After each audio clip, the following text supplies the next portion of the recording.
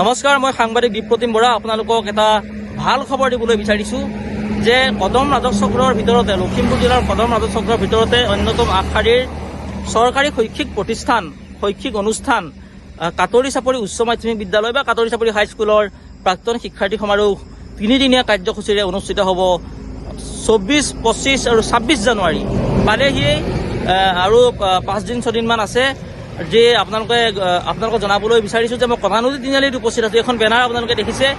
যি সাংস্কৃতিক সন্ধ্যা দিয়া মৌচুম গগৈ, অসমৰ জনপ্ৰিয় শিল্পী মৌচুম গগৈ মৌচুম গগৈ উপস্থিত থাকিব।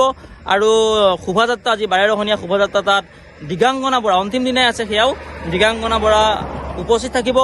24 তাৰিখেও বিভিন্ন অনুষ্ঠান আছে, 25 তাৰিখেও বিভিন্ন অনুষ্ঠান আছে, 26 তাৰিখেও বিভিন্ন অনুষ্ঠান আছে। ইতিমধ্যে বিভিন্ন প্ৰান্তৰ পৰা ইয়াৰ যি প্ৰাক্তন শিক্ষাৰ্থীসকল ইয়াক সহযোগ কৰিছে। উদযাপন সমিতিয়ে দিনে ৰাতিয়ে কষ্ট কৰিছে যে সৰ্বাংগ সুন্দৰভাৱে এই অনুষ্ঠানভাগি যেন অনুষ্ঠিত হৈ যায়।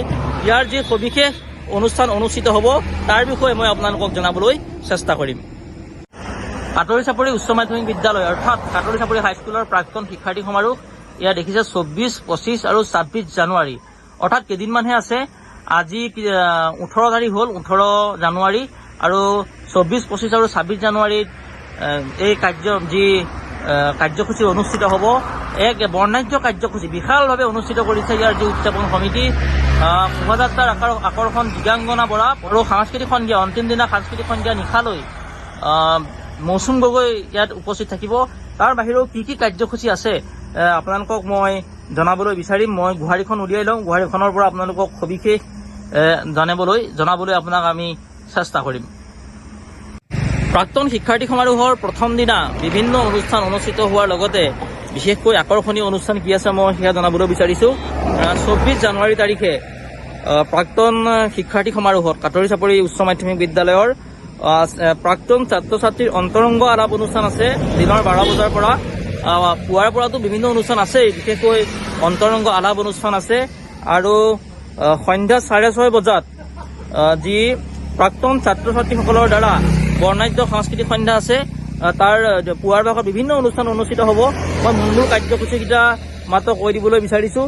তাৰপিছতে 25 তাৰিখে আছে আপোনাৰ সাংস্কৃতিক সন্ধ্যা আছে, 6:30 বজাত সাংস্কৃতিক সন্ধ্যা আছে। প্ৰাক্তন ছাত্ৰ ছাত্ৰীৰ অন্তৰংগ আলাপ অনুষ্ঠানো আছে। আকৌ যিখন স্মৃতিগ্ৰন্থ ইতিমধ্যে প্ৰস্তুতি চলি আছে, স্মৃতিগ্ৰন্থখন উন্মোচন কৰা হ'ব দ্বিতীয় দিনা 25 তাৰিখে। আৰু শেষৰ দিনা আছে সাংস্কৃতিক শোভাযাত্ৰা আছে। সাংস্কৃতিক শোভাযাত্ৰাত মই ইতিমধ্যে জনালোৱেই দিগাংগনা বৰা, তেওঁ আচলতে ইয়াত মূল আকৰ্ষণ হিচাপে উপস্থিত থাকিব। সকলোৰে এই যি শোভাযাত্ৰাত সকলো প্ৰাক্তন ছাত্ৰ ছাত্ৰী, বৰ্তমানৰ ছাত্ৰ ছাত্ৰী বা কাটৰি চাপৰি হাইস্কুলৰ প্ৰতি যাৰ সদ্ভাৱ আছে, যাৰ আন্তৰিকতা আছে, তেওঁলোকৰ উপস্থিতি বা তেওঁলোকৰ অংশগ্ৰহণ ইতিমধ্যে উদযাপন সমিতিয়ে কামনা কৰিছে। তাৰ বাদে আপোনাৰ অন্তিম দিনা মুকলি সভাত আপোনাৰ নিৰ্দিষ্ট বক্তা হিচাপে উপস্থিত থাকিব ডাক্তৰ প্ৰাঞ্জল বুঢ়াগোহাঁই, অধ্যাপক শিক্ষাতত্ত্ব বিভাগ, ডিব্ৰুগড় বিশ্ববিদ্যালয়। তাৰপিছতে মুখ্য অতিথি হিচাপে থাকিব অসমৰ শিক্ষামন্ত্ৰী ডাক্তৰ ৰণোজ পেগু, প্ৰধান বৰুৱা সাংসদ, মানৱ ডেকা বিধায়ক, নৱকুমাৰ দলে বিধায়ক, ভৰত চন্দ্ৰ নৰহ বিধায়ক, বিশিষ্ট অতিথি হিচাপে প্ৰণৱজিৎ কাকতি, লখিমপুৰ জিলা আয়ুক্ত, মিহিৰজিৎ গায়ন, IPS মিহিৰজিৎ গায়ন, আৰক্ষী অধীক্ষক।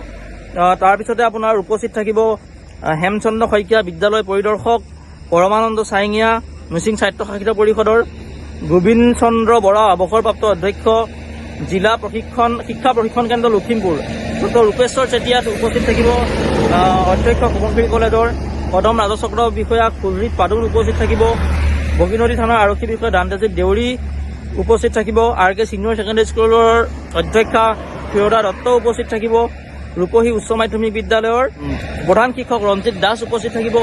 তাৰপিছতে এপিনে আপোনাৰ সাংস্কৃতিক সন্ধ্যা আছে 7 বজাত, মৌচুম গগৈ সাংস্কৃতিক সন্ধ্যাত গীত পৰিৱেশন কৰিব আৰু উদ্বোধন কৰিব লখিমপুৰ বিধানসভা সমষ্টিৰ বিধায়ক মানৱ ডেকাই।